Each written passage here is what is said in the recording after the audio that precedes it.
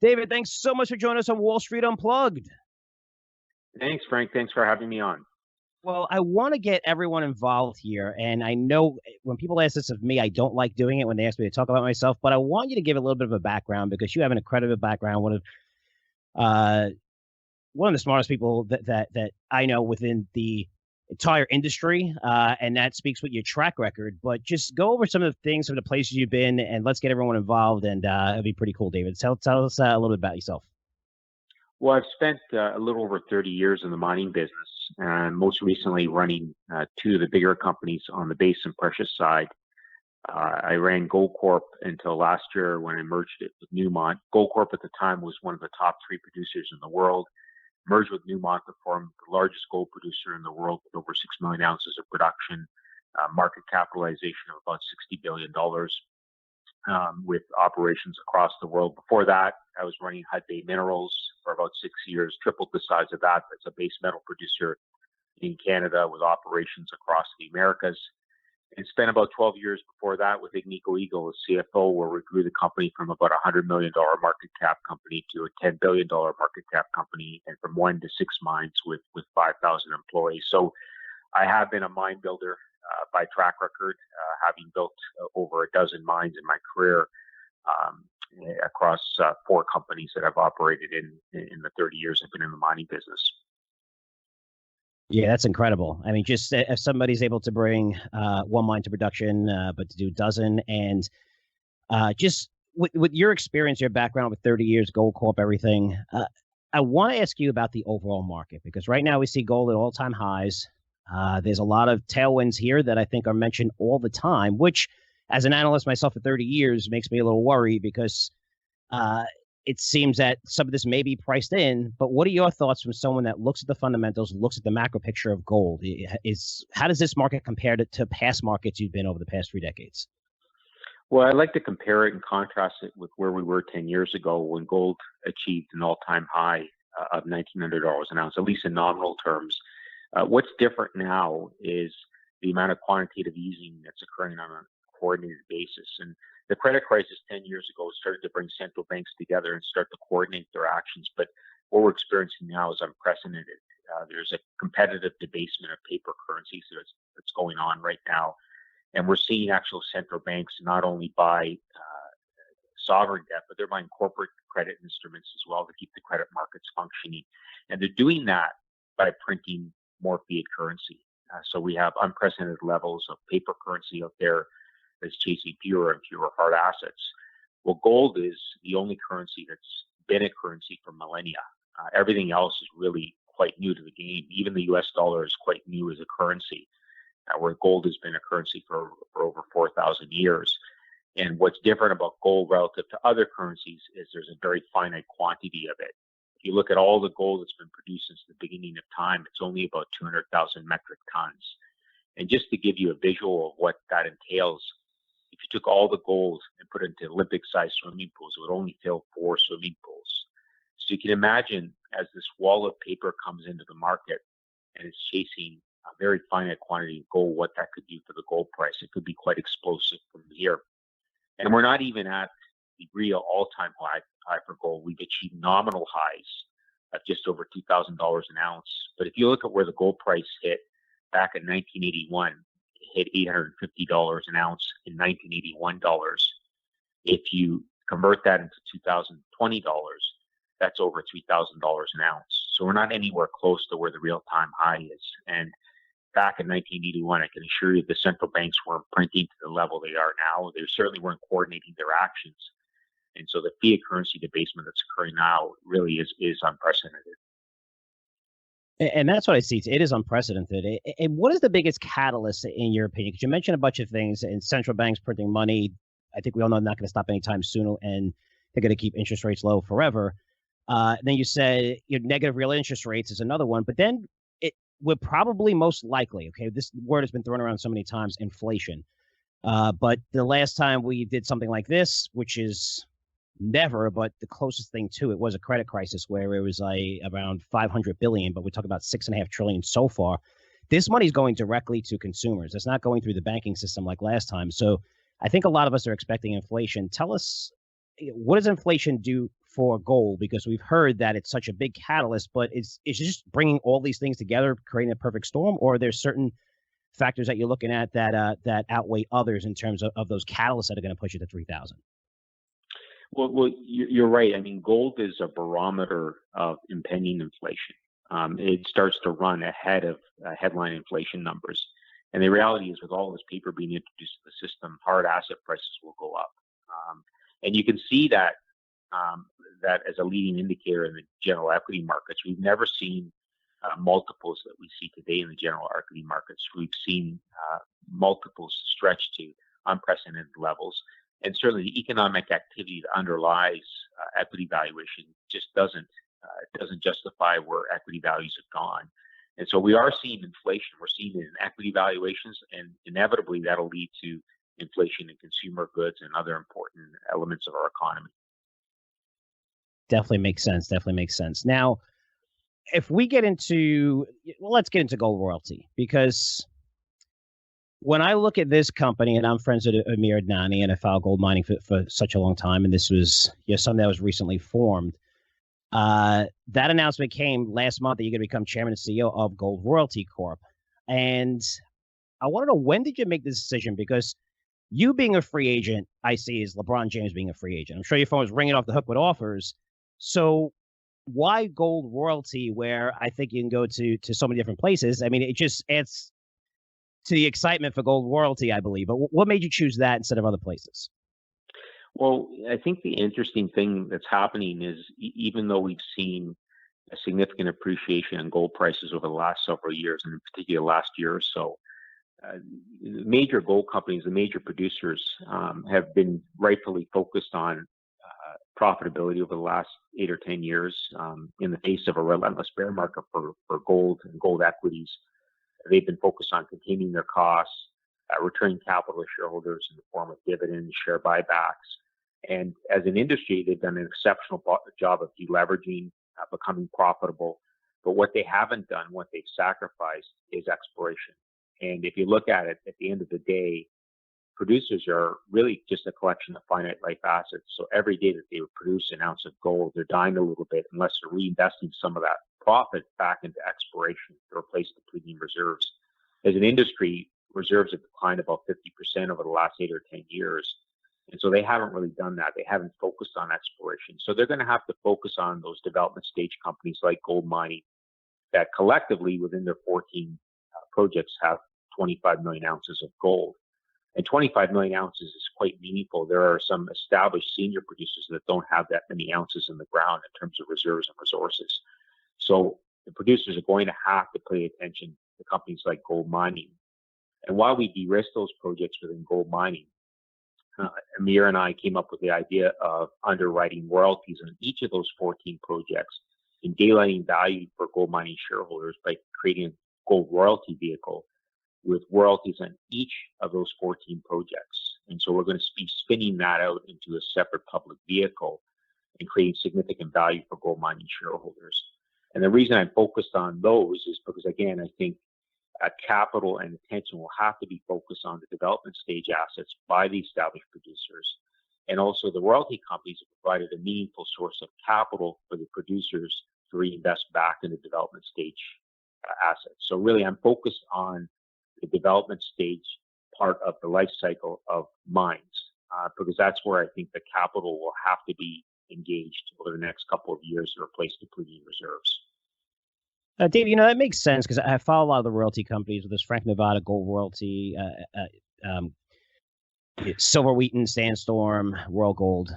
And I noticed that when the industry was highly leveraged in 2010, 11, and the market came crashing down, a lot of the majors were just, again, deleveraging. And that's where the exploration came, where they weren't really focused on that, more focused about cutting costs. And then these royalty companies were able to take stakes in some of these big projects because these majors needed money. But now what I hear from CEOs of other companies is that it's very difficult to find. I mean, you're saying you focus on development stage assets. I would think that's where everyone's going to be focusing on in the royalty business, right? Because isn't it very hard to get royalties right now, especially with gold prices up? Does anybody really want to sell a piece of their major project? So I guess, talk about that development where I guess it's important to understand that you have to go further out in the timeline, even for royalty companies, for development stage assets, because a lot of the other assets, I don't know if these companies are going to sell off a piece to royalty companies. Does that make sense, or am I, just babbling here? No, not at all. It really comes down to cost of capital. Where's the cheapest source of capital for the developers and the producers to put new mines into development and ultimately into production? And royalty companies today are trading at significant premiums to the established producers. So it's really an arbitrage game. The royalty companies can access capital from general equity markets, debt providers much more cheaply than the producers can. And they in turn can then lend that capital to the mine developers to help them develop and replace reserves within their existing portfolio. The other source of meaningful royalties, gold royalties and streams, is not only from the established gold producers, from base metal companies as well that have gold as a byproduct.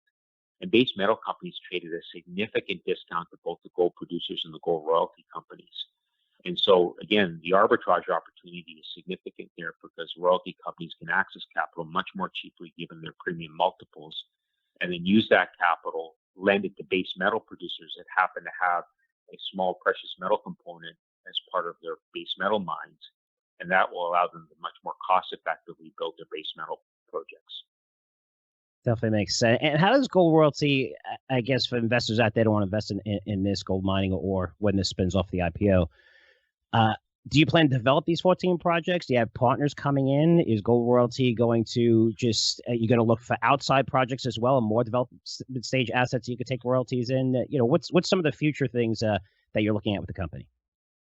Well, that's a great question. So I'm not only running as chairman and CEO of the Gold Royalty vehicle and hope to bring it to the public markets in the next few months, but I also have joined the advisory board of gold mining because our fortunes are inextricably linked. We want those projects to be advanced within gold mining in order to advance the progress in our royalty portfolio and de-risk that and daylight value.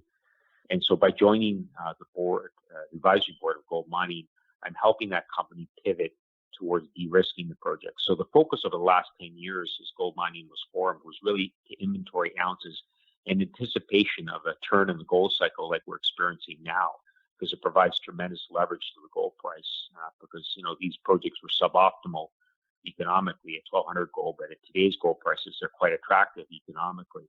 But it's not to say that gold mining is going to become a mine developer. There's a lot of inherent risk in that. But what we will do is start to stage gate these projects, bring them through feasibility studies, and attract outside capital and outside validation from established producers, either through earn-ins or joint ventures, so we can put money into the ground in these projects and advance them ultimately into development within operators. And to that end, what we've done is we've hired a head of project development, corporate development for gold mining, Alistair Still. And Alistair worked for me at Goldcorp. And Alistair is an accomplished mine builder, mine operator, and spent the last several years running the corporate development function for Goldcorp's Canadian business. And so he brings a great pedigree and great resume in terms of building up mines, de-risking them. And his job is to de-risk these, bring them through the stage gating process, bring them through the study phase to attract outside capital from the established producers who are quite starved for pipeline projects like the ones that we have within gold mining. I think Ian Telfer also is on the advisory board too now, right? I mean, got an all-star team over there at gold mining, and yeah, exactly. He's joined the advisory board. He's chairman of the advisory board of Gold Royalty, and the reason I brought him on, we worked obviously very well together at Goldcorp, where he was the chairman of the board, but also he is the father of gold streaming. He created Wheaton Precious Metals about 15 years ago. That was the first streaming vehicle. At the time, nobody ever heard of gold streaming. And now Wheaton Precious Metals is bigger than Goldcorp ever was by market cap. It's become an incredible, significant going concern on the royalty side. He really helped create that model that everybody else has been emulating in the space of late. Yeah, and it's funny because when anyone tells you if they're going to buy a gold company, especially junior miner, you want to look at the management team first, and of course that's always important. But when it comes to you, and I looked at your background where you were a CFO, you always had that financing background. How important is that when it comes to royalties? Because just accessing capital, structuring deals, a lot of people, I tell people to avoid if the CEO is a geologist, watch out. But how important Yeah. is it to have that financing background of 30 years where you've raised capital, you understand that market? But this is what royalty companies are all about, right? That's exactly right, because royalty companies are not mining companies. They're really banks. They're providing capital much more cheaply to established producers in both the base and precious side than they can access themselves in the markets. And so we just take top line risk. In other words, we take a percentage of the revenue or a percentage of the gold production if it's a streaming contract. And we take no operating cost risk. We don't take no capital cost risk. So we don't take the risk that's inherent in operating a mine typically. And so what that provides investors is with optimum leverage to the gold price and optimum leverage to geologic success. So you're getting a percentage of the revenue. And so as the gold price goes up, then the royalty will go up. And also we maintain full optionality on the exploration side. So if the underlying deposit grows geologically through exploration success by the producer, then we participate fully in that as well. And so we provide optimum leverage to the gold price and to exploration success without taking all of the inherent operating capital cost risks that mining producers have to take. Now, I know that you have this because just when I speak to people in across all kinds of industries, right? Resources isn't the only industry I cover. They always look at the positives and the negatives. With what could derail this process? Because gold seems like you have so many catalysts, those tailwinds are behind you, so many different ones. I don't think I've ever seen it this great in the last 20 years in terms of watching gold prices go higher. You also have gold royalty where you have these 14 projects. It seems like everything's aligning perfect, but I know guys like you always look at what could go wrong. So what are some of the things that maybe keep you up at night now that this company is going to IPO not too long from now? Well, it's maintaining access to the capital markets, and obviously with valuations stretched to the degree that they have been, you worry about the state of the general equity markets, and is the baby being thrown out with the bathwater if there's a significant correction. Like we had when the COVID crisis just started to come into focus over the last earlier this year, we saw a severe correction in the global equity markets for a short period of time. And the gold equities went down with the rest of the general equities. But the interesting thing is, since that point, the gold equities started to recover and recover much more significantly than general equity markets because ultimately, while the market might throw the baby out with the bathwater initially, then fundamentals will start to come into focus. And in a market where the central banks are going to have to continue to introduce more liquidity, gold equities and gold prices underlying that are going to have to do well. And so as people start to deploy capital post a correction, it's the gold equities and the royalty companies that are going to significantly outperform the general equity market because of those strong underlying fundamentals. So you touched on this a little while ago when I just talked about the 14 projects. Now, say if you IPO in a couple of months from now, what do investors have to be excited about? Because now you IPO, now you have these 14 projects, but it is, I know when it comes to mining companies as well, especially juniors, I always tell them that if you could, if there's news flow, it's fine. If there's no news flow, it gets investors really bored. They might go someplace else. So just shortly, maybe in the short term, what are some of the plans after the IPO that's going to get investors really excited? Well, as I was alluding to earlier on, what we've also done, in addition to staffing out the gold royalty vehicles, we've actually put in some significant bench strength within gold mining, because our fortunes at gold royalty inextricably linked to those of gold mining, because our 14 royalties are written on all of those development stage assets within gold mining. So we've hired a group underneath Alistair Still, the head of corporate development at gold mining, to de-risk those projects, to bring them forward through economic assessments, pre-feasibility studies, feasibility studies, in order to demonstrate that these are economic projects. So you're likely to see significant news flow from each of those 14 development stage assets that demonstrates the significant economic potential they have at these gold prices. And that will attract not only attention from the equity markets, but also from the established producers that are quite starved for development stage projects. Because as I said earlier on, there's been collectively a 50% decline in reserves across the gold sector. And so it's an existential imperative for these gold mining companies to actually start to deploy capital on these development stage assets. And we have 14 of them in the portfolio. We're quite diversified. We have big projects, we have medium-sized projects, we have small projects. So they'll appeal to a broad array of producers, big, small, and medium, that need to replace the reserves they're depleting and stabilize their production profiles. That sounds great. That sounds great. I know investors are going to get excited about that. So, Dave, I want to thank you for coming on. Last thing here, because I always, really dig in deep to everyone that I'm going to interview. And I came across something where I think I read it somewhere that you are a director of the Vancouver Symphony Orchestra. Is that correct? That's right. Yeah. That's got to be a lot of fun, right? I mean, lots of concerts to go see.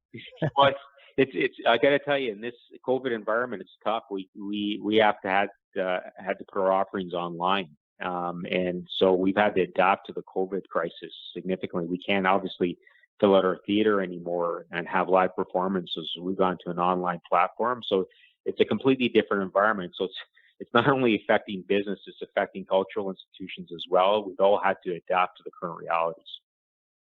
Yeah, and hopefully, either the vaccine comes or we just, it's such a good thing just to see people get together, especially, for the Vancouver Symphony Orchestra. That's got to be great. So hopefully that gets back to normal real soon. But I just thought that was really cool, and I wanted to bring it up. But David, thanks so much for coming on the podcast. I know how busy you are. Congratulations on going to Gold Royalty. I think it's going to be fantastic. Even with your advisory board, you covered everything. But thanks so much for coming on. I really, really appreciate it. Thank you for your time.